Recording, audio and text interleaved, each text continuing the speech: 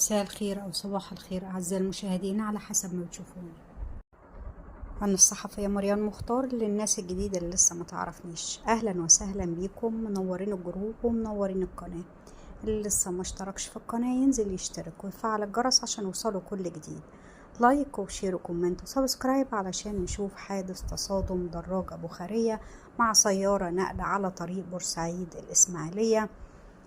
الحادث كان امبارح الجمعة، أسفر عن وفاة رجل وزوجته، الشاب السيد سليمان إبراهيم العزبي وزوجته الأستاذة أماني محمود عوض. الاتنين عندهم 35 سنة. بعد حادث التصادم توفي الزوج، وبعديها بساعة لحقت به الزوجة. توفوا هما الاتنين، ربنا يصبر أطفالهم ويصبر أسرتهم.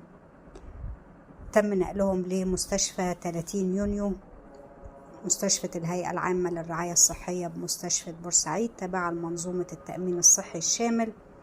وتم اختار الجهات الأمنية اللي حررت محضر، وجاري إنهاء الإجراءات لتشييع الجنازة.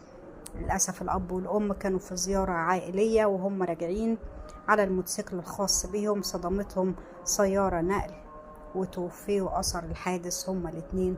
ربنا يصبر الأسرة ويعزيها. مدرسة الشهيد إيهاب الشريف الأساسية المشتركة ببورسعيد بتنعي ببالغ الحزن والأسى وفاة الأستاذ السيد سليمان العزبي ولي أمر التلميذ يوسف السيد سليمان العزبي بالصف السادس الابتدائي، والتلميذة منى السيد سليمان العزبي بالصف الرابع الابتدائي. أثر حادث أليم والذي راح ضحيته خلالهم. كما ننعي أيضا بقلوب يعتصرها الألم وفاة والدة الطفلين زوجة المرحوم التي لحقت به لجوار ربها خلال هذا الحادث.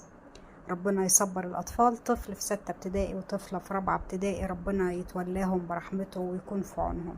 خالص التعازي لأسرتهم، ربنا يصبرهم ويعزيهم. وكانت معاكم مريان مختار.